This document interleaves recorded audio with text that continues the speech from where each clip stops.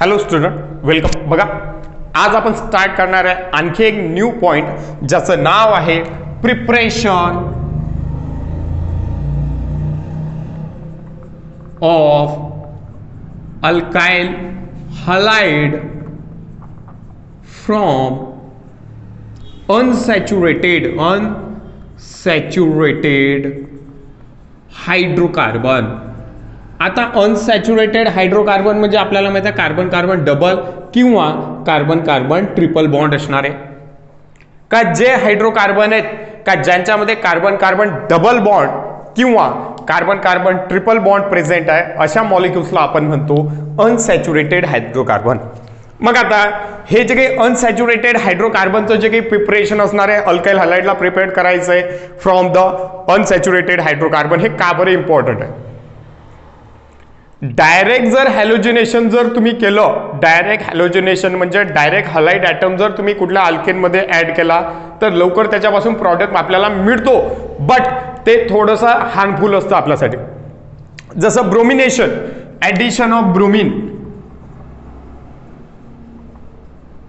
किंवा chlorination, addition of chlorine, तर हे हार्मफुल असतं, पॉइझनस असतं. पॉइझन आपल्याला पाहायला मिळतो म्हणजे हे हार्मफुल आहे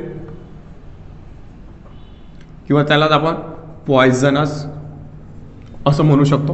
मग आता क्लोरिनेशन असेल, ब्रोमिनेशन असेल डायरेक्ट, तर मग आपण लॅबोरेटरीमध्ये करू शकत नाही. मग अशी कुठली आणखी एक न्यू मेथड आहे का जेणेकरून तुम्ही खूप इझिली एखादा अल्काइल हलाइड प्रिपेअर करू शकता आणि तुमचा प्रॉडक्ट पण खूप चांगल्या तऱ्हेने असेल. जसं पहिल्या वेळेस प्रिपरेशन ऑफ अल्काइल हलाइड आपण पाहिलं होतं, फ्रॉम अल्कोहोल पाहिलं होतं, त्याच्यानंतर फ्रॉम अल्केन सुद्धा आपण पाहणार आहे. बट ही खूप इझी मेथड आहे आणि या मेथड थ्रू तुम्ही चांगल्या क्वालिटीनं तुम्हाला जो प्रोडक्ट लागेल तो तुम्ही प्रिपेअर करू शकता. जसं कन्सिडर करा, या मेथडला म्हटलं जातं मार्कोनिको.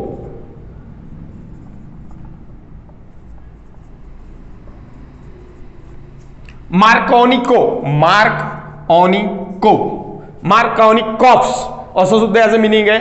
ऍक्च्युअल हा रशियन सायंटिस्ट आहे. या रशियन सायंटिस्टने काय केलं, या रूलला काय केलं, आयडेंटिफाय केलं नेमकं होऊन काय राहिलं.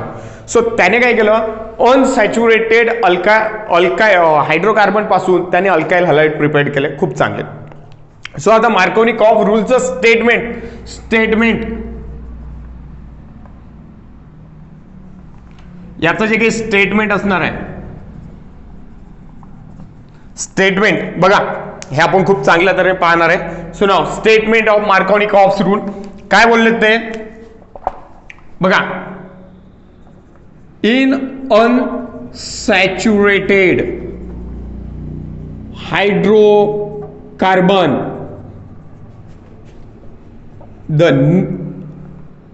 The negative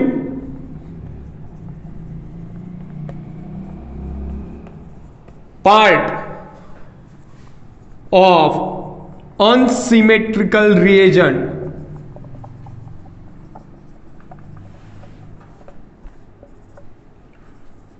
goes to that carbon atom, statement मोठा है, which contain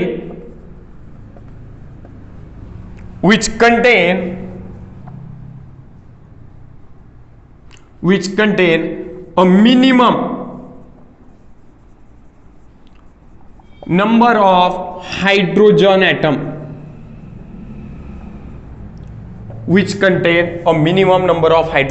खूप इझी आहे, खूप इझी आहे. बघा काय म्हटलंय की जेव्हा अनसॅच्युरेटेड हायड्रोकार्बन सोबत तुम्ही कुठल्याही मॉलिक्युलची रिएक्शन करणार की जो कसा असणार आहे अनसिमेट्रिकल म्हणजे जो सिमेट्रिकल नाही, एका बाजूला मोठा कॅटायन किंवा एका बाजूला छोटा एनायन, म्हणजे एकाची साईज मोठी असेल दुसरा हे असेल. In unsymmetrical reagent goes to that carbon atom which contain a minimum number of hydrogen atom. आता कुठे कुठे काही बुक मध्ये काय बोललेले आहेत ते तिथं which having a maximum substitute हा वर्ड यूज केला आहे, ते मी पण सांगणार आहे. बघा काय बोलले, अनसिमेट्रिकल हायड्रोकार्बन म्हणजे का जे अनसॅच्युरेटेड हायड्रोकार्बन म्हणजे का ज्याच्यामध्ये कार्बन कार्बन काय असणार आहे, डबल बॉन्ड असणार आहे. ओके, सो ना double bond C single bond that is CH single bond CH3. आता ही एक बेसिक रिएक्शन म्हणून घेतोय. या ठिकाणी काय झालेलं आहे का CH3 सिंगल बॉन्ड म्हणजे या कार्बनला डबल बॉन्ड CH सर्व व्हॅलेन्सी सॅटिस्फाईड झाली आणि याची रिएक्शन जर मी एखाद्या हॅलो ऍसिड सोबत केली तर हा जो काही माझा हॅलो ऍसिड आहे जसं X म्हणजे काय घेत असतो आपण X म्हणजे घेतो Cl Br आणि I. क्लोरीन ब्रोमीन आणि आयोडीन नॉर्मली फ्लोरीन आपण घेत नाही नॉर्मली एक्झोथर्मिक रिएक्शन असतात.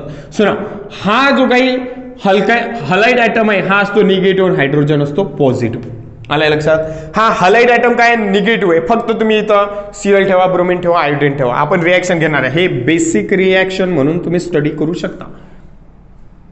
मग अशा मॉलिक्यूल मध्ये काय होतं यामध्ये काय होतं बघा हा जो काही निगेटिव्ह पार्ट म्हणजे हा झाला अनसिमेट्रिकल रिएजन. हा अनसिमेट्रिकल रिएजन काय झाला तर एका बाजूला आहे हलाइड ॲटम आणि एका बाजूला आहे हायड्रोजन म्हणजे एका बाजूला आहे मोठा मॉलिक्यूल मोठा ॲटम मॉलिक्यूल नाही मोठा ॲटम आयन आणि दुसऱ्या बाजूला छोटा आहे. काय होणार आहे जेव्हा याची रिएक्शन या मॉलिक्यूल सोबत होईल that is our unsaturated double bond आहे ना कार्बन कार्बन म्हणून हा अनसॅच्युरेटेड आहे. याचं नेमिंग काय येणार आहे that is 1 2. So now that is your 2 methyl but 2 ENE butene.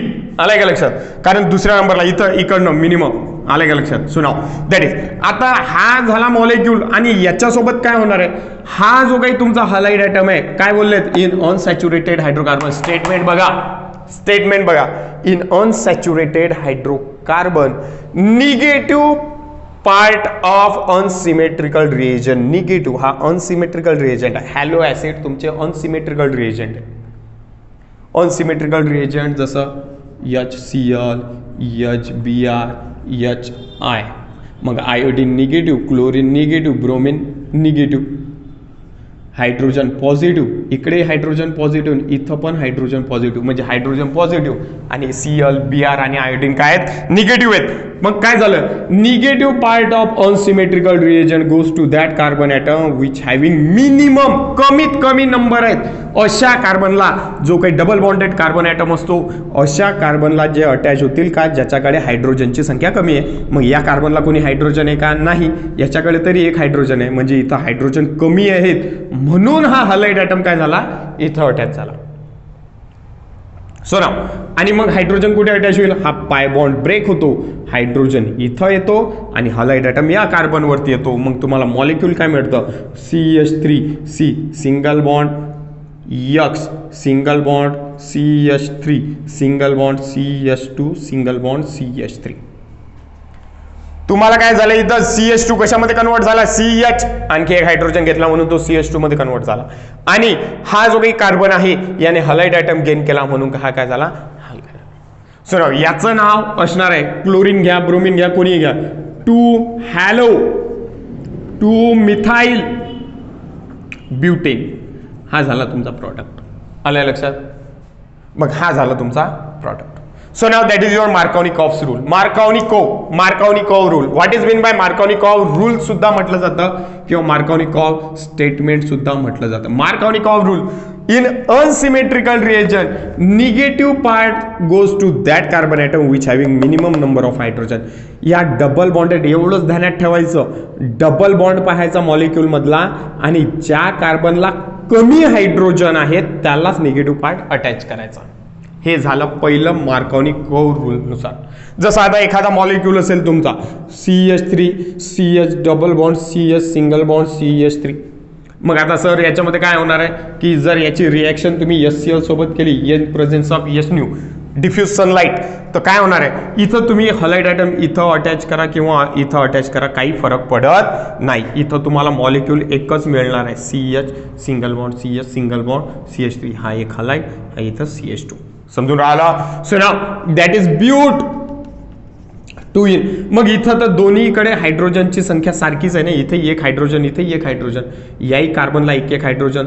मग आता इथं जर हायड्रोजनची संख्या कॉन्स्टंट असणार आहे तर निगेटिव्ह पार्ट तुम्ही कोणालाही देऊ शकता. आलंय लक्षात. So now that is but 2 ene formation of 2 chlorobutane. That is your 2 chlorobutane. या तऱ्हेने करणार. ओके, सो नाव ही आणखी आपली एक रिएक्शन. एक आणखी रिएक्शन तुम्ही घेऊ शकता. जसं सिंपल मध्ये एखादा मॉलिक्यूल असेल CH2 double bond CH single bond CH3, याची रिएक्शन HBr सोबत जर केली तर प्रॉडक्ट काय बनणार आहे? आता या कार्बनकडे 2 हायड्रोजन, या कार्बनकडे एकच हायड्रोजन. आपला रूल काय म्हणतो? Minimum number of hydrogen item.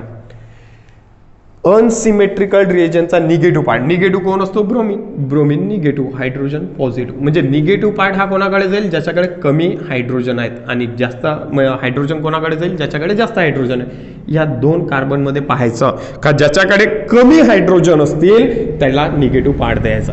So now what we get CH3 single bond CH single bond CH3 single bond Br 2 bromo propane.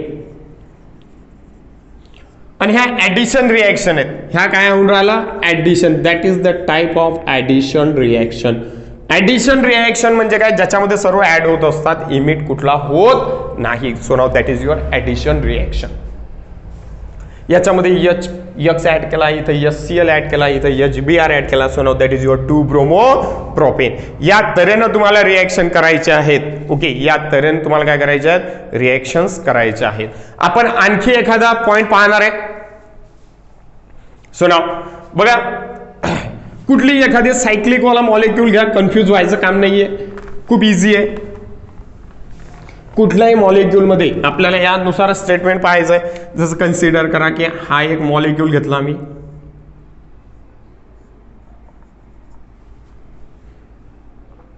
याची रिएक्शन HI सोबत केली, काय मिळणार आहे मला? HI सोबत रिएक्शन केला. हा जो काही निगेटिव्ह पार्ट आहे आणि हा जो काही पॉझिटिव्ह पार्ट आहे, तर ध्यानात ठेवायचं. आता हे कार्बन आहेत, हाही एक कार्बन आहे डबल बॉन्डला आणि हाही एक कार्बन आहे. मग या 2 कार्बनमध्ये काय झालं का ज्या कार्बनकडे कमी हायड्रोजन आहेत, जसं या कार्बनकडे, या कार्बनने किती बॉन्ड फॉर्म केले? हा 1, हा 2, हा 3 पाय बॉन्ड आणि हा 4था 4 बॉन्ड झालेले आहेत. म्हणजे याच्याकडे हायड्रोजन नसणार आहे. आणि याच्याकडे हा 1, हा 2, 3 म्हणजे याच्याकडे काय? 1 हायड्रोजन आहे. म्हणून इथं 1 हायड्रोजन म्हणजे हा झाला जास्त कार्बनवाला, म्हणजे जास्त हायड्रोजनवाला कार्बन. कार्बन 2 आहे तिथं, हा एक कार्बन आहे आणि हा एक कार्बन आहे. हा एक कार्बन ज्याच्याकडे 1 हायड्रोजन आहे आणि ज्याच्याकडे 0 हायड्रोजन आहे. या कार्बनकडे कोण नाही. हा जो काही कार्बन आहे याच्याकडे कोण नाही, कारण याने ऑलरेडी 4 बॉन्ड फॉर्म केलेत, 1, 2, 3, 4. आणि या कार्बनकडे हा 1, 2, हा 3 आणि 4था बॉन्ड दिसत नाहीये तिथं, नव्हता ना, म्हणजेच तिथं कोण असणार आहे? हायड्रोजन. मग इथं 1 हायड्रोजन, इथं 0 hydrogen. Negative part goes to that carbon atom which having minimum number of hydrogen atom. म्हणून तुम्हाला मॉलिक्यूल मिळणार आहे